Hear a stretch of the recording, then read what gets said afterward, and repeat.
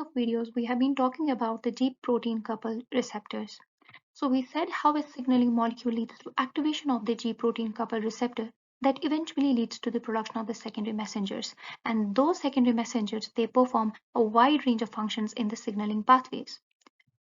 Let's continue our discussion talking about the GPCRs, but here we are talking about those GPCRs which signal via phospholipids. Now, for those of you who have already watched my previous videos, now you are well aware how the GPCRs actually work and what is the basic setup of the GPCRs. Now consider here, a signaling molecule, it binds to the receptor which is lying embedded in the plasma membrane. It leads to the activation of the G protein. Now, you can see that in the activated state, it is bound to the GTP. If it would have been in the inactive conformation, here instead of the GTP, we would find a GDP molecule. But since this is active, it will lead to activation of another enzyme, which is again embedded in the plasma membrane, that is the phospholipase. And this phospholipase, it cleaves another molecule, that is the phosphatidylinositol 4,5-bisphosphate. Now this molecule, it is present in the smaller amounts on the inner surface of the plasma membrane, because we know plasma membrane, that is basically a lipid bilayer. So we have the outer layer and the inner layer, and you can find this molecule present on the inner layer of the plasma membrane. Now in the next step, this activated phospholipase, it leads to the cleavage. So you can see the signaling pathway, it is now split into the two pathways. The first is the diacylglycerol is synthesized DAG molecule, that is a signaling molecule. Another molecule which is synthesized, that is the IP3, the inositol 1,4,5 triphosphate. Now, the split in this pathway, it has different roles to play. The first of all, the IP3 molecule, it will, since the first we'll discuss about both of these molecules. You can clearly view from the image, the diacylglycerol, it's basically lipid soluble. So it lies embedded in the plasma membrane and it is not diffused inside the cytosol. But the IP3 molecule, it is water soluble and it easily diffuses inside the cytosol. So as soon as this molecule splits into the IP3 and DAG, the IP3, it diffuses inside the cytosol and it binds to the receptor which is present in the endoplasmic reticulum. So you can see that how a signaling molecule binding to the GPCRs can actually lead to the opening of a channel in the endoplasmic reticulum. So that's how the signaling pathway works. Now, once the IP3 molecule, it binds to these channels, it binds to the receptors which are present on the ER, it leads to the release of the calcium. So it opens the channels and it provides the release of the calcium from here, from the endoplasmic reticulum.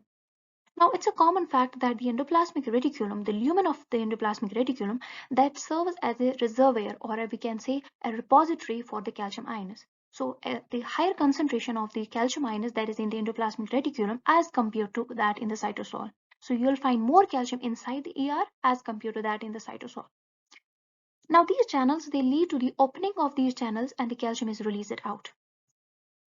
The second thing, this DAG, the molecule which is not water soluble but is lipid soluble, this molecule here, the DAG, it leads to the activation of the protein kinase. But this happens only when the calcium is released. Okay, so calcium along with DAG and some of the phospholipids which are present on the inner surface of plasma membrane, for example, we have the phosphatidylserine, all of them together, they lead to activation of the protein kinase C. Now, you can remember in the previous slides, we have already talked about the protein kinase A, so which we discussed here.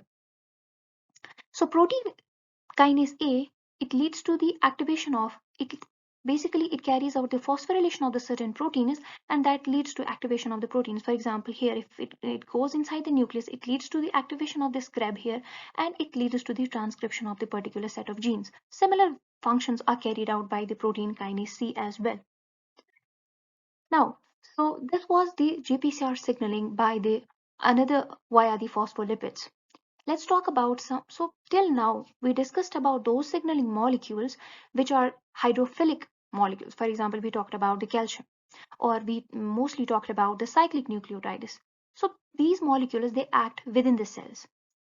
But there are certain other molecules which are hydrophobic. So these are small enough that they are able to pass the plasma membrane. Now, one such molecule, that is the gaseous molecule, the nitric oxide. So it's small, it's hydrophobic, so it's able to pass the plasma membrane. And this has been found that the nitric oxide, it acts as a signaling molecule in both the plants as well as in the animals. Now again, the same you can see here. The signaling molecule comes and it will bind to the GPCR. Once it is activated, it will lead to the release of the IP3, and that will bind to the receptors on the endoplasmic reticulum. The calcium is released. Once the calcium is released, this will activate the NO synthase. And NO synthase, it will lead to the activation, the production. It will help in the generation of the nitric oxide.